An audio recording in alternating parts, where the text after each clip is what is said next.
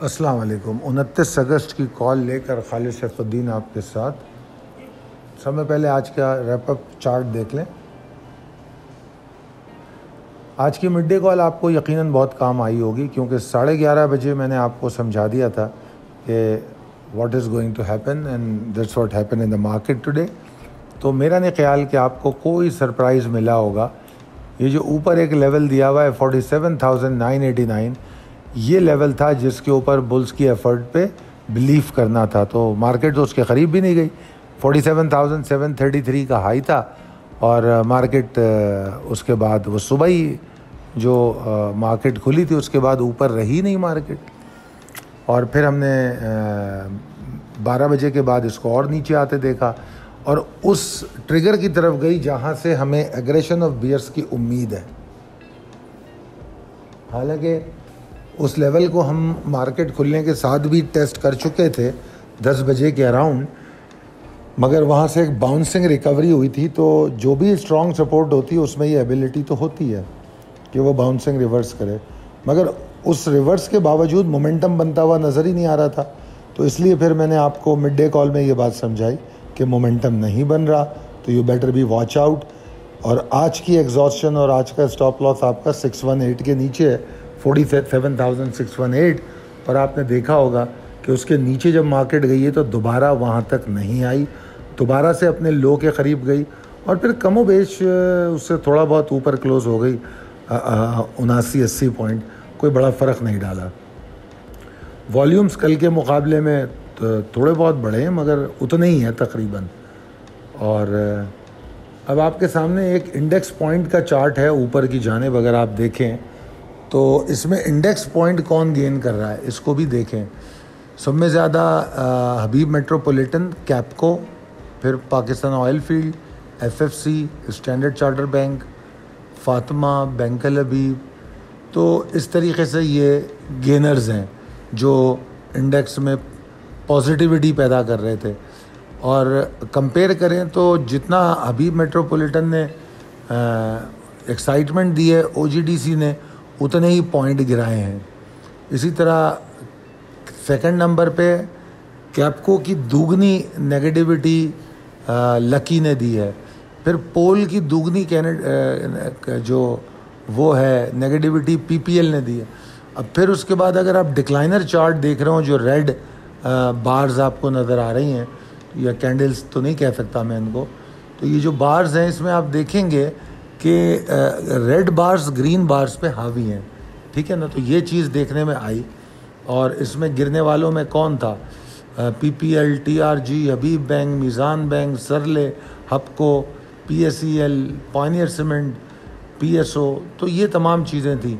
और फिर नीचे उसके टॉप पॉइंट कंट्रीब्यूटर जो हैं सेक्टर, उन पर अगर बात करें तो यहाँ आपको और अच्छा समझ में आएगा कि गेनर्स में जो हाईएस्ट गेनर है वो फर्टिलाइज़र है, मगर जो हाईएस्ट लूज़र है उसका स्टेक और हाईएस्ट गेनर के स्टेक को का रेशो देखेंगे तो आपको मार्केट में बियर्स की ताकत का अंदाज़ा होगा।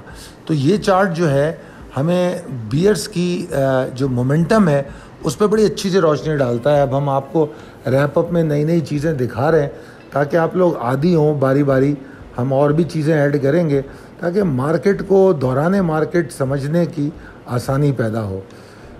अच्छा जनाब, सब में पहले तो शुक्रिया अदा करूंगा मैं उन तमाम लोगों का जिन्होंने मेरे मुसलसल, क्योंकि मैं तो जब से इस मार्केट में आया हूं हमेशा से मेरा एक ही मौक़िफ़ रहा है, लर्न बिफोर यू अर्न, सीख कर ट्रेड करो। तो मैंने इस पिछले 10-12 सालों में बेशुमार कोर्सेस कराए मुख्तलिफ़ शहरों में। और अब पिछले अल्लाह का शुक्र है कि पहले तो बेसिक कोर्सेज कराए जो ट्रेडिंग कोर्सेज हैं उनको लोगों ने किया मुख्तलिफ़ शहरों पे। अब मैं स्पेसिफिक सेंटिमेंटल एनालिसिस पे बहुत फोकस हो गया हूँ। अभी रिसेंटली जो हमने एक कोर्स कराया how to trade in the market, that was purely based on sentimental analysis. अब हम उसमें और थोड़ा प्रिसाइज हो रहे हैं और कैंडलिस्टिक कोर्स की तरफ जा रहे हैं। और इस दफ़ा मैं कैंडलिस्टिक कोर्स में, जो कैंडलिस्टिक कोर्स पिछली दफ़ा हुआ था, उनके कुछ पार्टिसिपेंट की 1.5-2 मिनट की गुफ्तगू ज़रूर ऐड करूँगा। उनको मैं बुलाऊँगा, दावत दूँगा कि वो आके बताएं कि उनको ये कोर्स करने के बाद फ़र्क क्या पड़ा है। उनकी ट्रेडिंग पे क्या असर पड़ा ये मैं ज़रूर दिखाऊंगा, चाहे आप स्टॉक में काम करें या मर्केंटाइल एक्सचेंज में काम करें। सेंटिमेंट को समझने के लिए सब में प्राइमरी और पहली जो चीज़ है समझने की वो कैंडलस्टिक है। और कैंडलस्टिक सिर्फ कैंडलस्टिक नहीं है, कैंडलस्टिक को की कई किस्में हैं, पैटर्न्स हैं, बहुत सारी चीज़ें हैं उसमें। तो अगर वो आपको समझ में आने लग जाएं, और इतना मुश्किल काम भी नहीं है, आप यकीन कीजिए कि ऐसा नहीं है कि कैंडलस्टिक को पढ़ने के लिए 3 साल की डिग्री करनी पड़ेगी, 6 महीने का डिप्लोमा करना पड़ेगा, नॉट एट ऑल। ये सिर्फ तस्वीरों को देखते रहें अगर रोज़ाना रूटीन में 15 मिनट 10 मिनट बस, तो फिर ये आपके दिमाग में प्रिंट हो जाएंगी। तो बहरहाल जो लोग भी इस कोर्स में इंटरेस्टेड हों, इन दिए गए नंबर्स पर रब्ता कर सकते हैं। हम कोशिश कर रहे हैं सितंबर 2, 3 को क्लास अपनी वो कर लें। इस वक्त हमारी प्रिपरेशन चल रही है, अगर आप अभी ज्वाइन करेंगे तो आपको प्रिपरेशन का भी टाइम मिलेगा।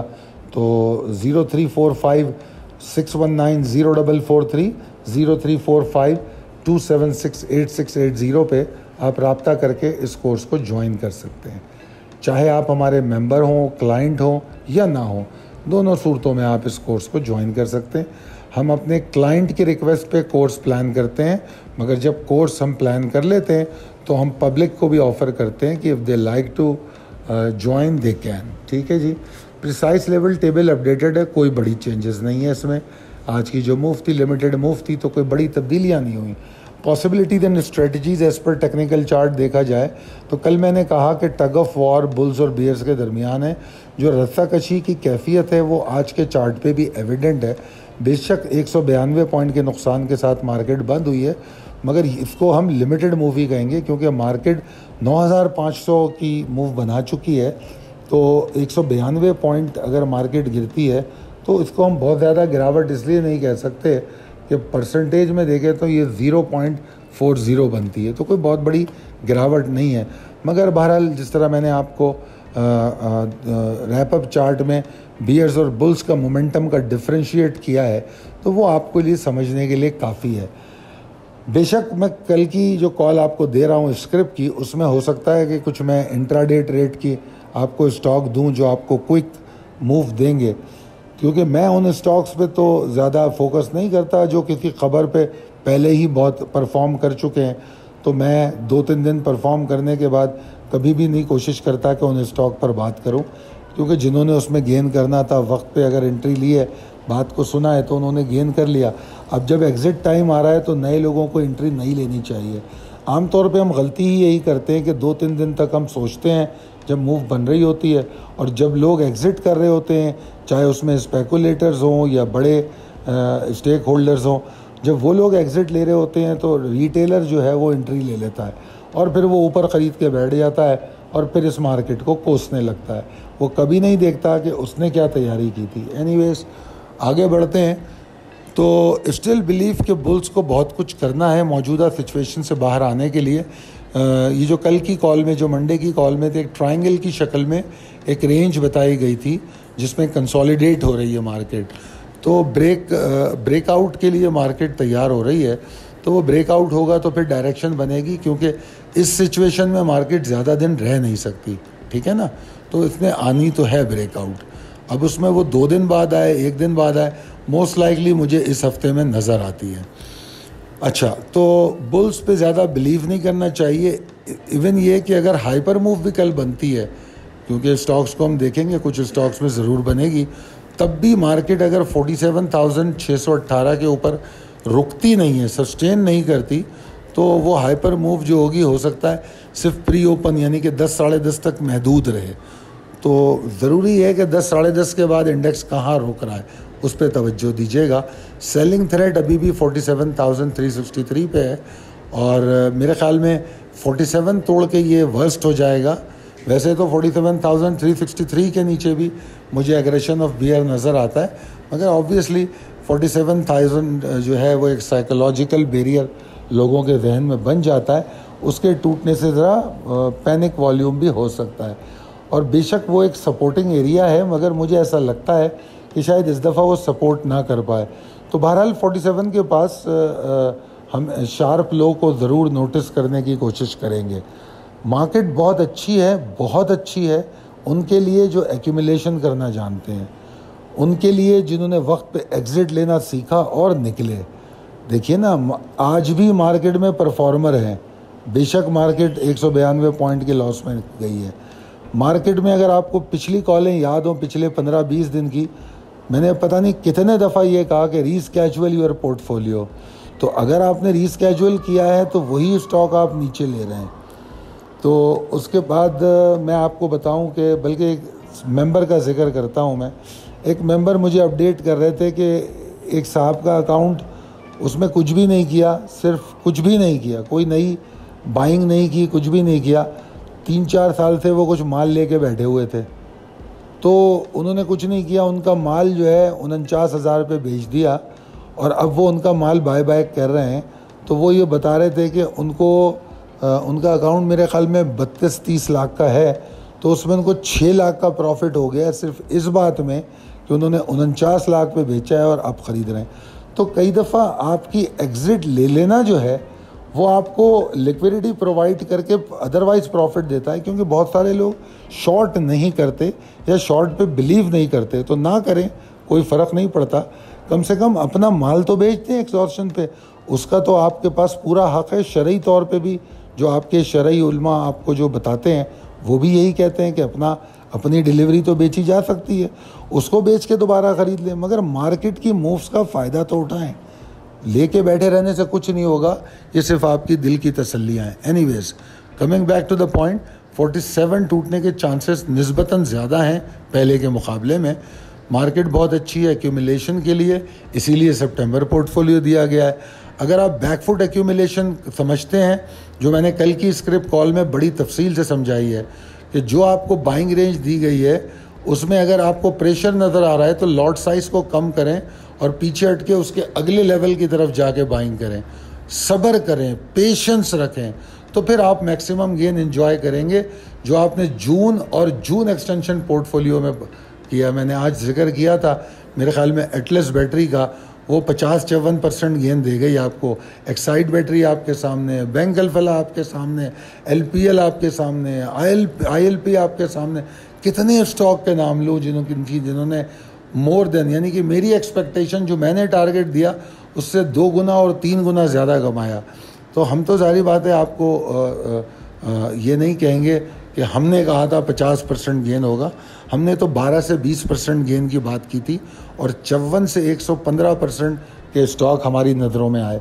तो बहरहाल फोकस हैं, टारगेटेड हैं, सीख रहे हैं, सीख के ट्रेड करेंगे तो ये तमाम गेन मिलेंगे, चाहे निगरां हुकूमत हो या कोई सा भी रजीम हो।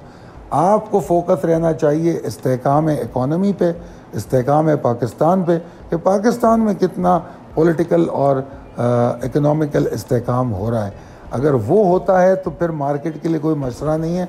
आज 2-3 लोगों से ये बात हो रही थी इलेक्शन के हवाले से, तो मैंने उनको अपना मौक़िफ़ तो यही दिया कि मुझे मार्केट के लिए इलेक्शन क़तई गैर अहम लगता है।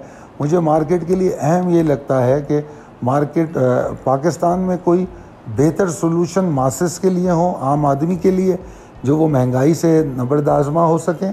और दूसरे ये कि ईज़ ऑफ डूइंग बिज़नेस अगर प्रोवाइड किया जाए तो इकॉनमी का और इंडस्ट्री का पहिया चले, तो ये हमारी मार्केट के लिए बहुत अच्छा होगा। इलेक्शन करने से कोई मार्केट को बड़ा फ़ायदा नहीं होगा, चेहरे तब्दील होंगे। वही चेहरे आपने देख ही लिया होगा, पिछले चंद महीनों में लोगों ने पार्टियां तब्दील कर ली हैं, तो कुछ उसी किस्म की शक्लें आएंगी, कोई बड़ी तब्दीली नहीं होगी। तो लिहाजा फोकस रहिए मार्केट के फंडामेंटल्स पे, मार्केट के टेक्निकल्स पे, तो फिर कोई भी बड़ा सियासी या माशी सानेहा आपको कोई बड़ा लॉस नहीं दे सकेगा। अगर आपको लगता है मेरी कॉल किसी काम आती है तो अपने दोस्त और अहबाब में ज़रूर शेयर कीजिए। बहुत शुक्रिया, अल्लाह हाफ़िज़।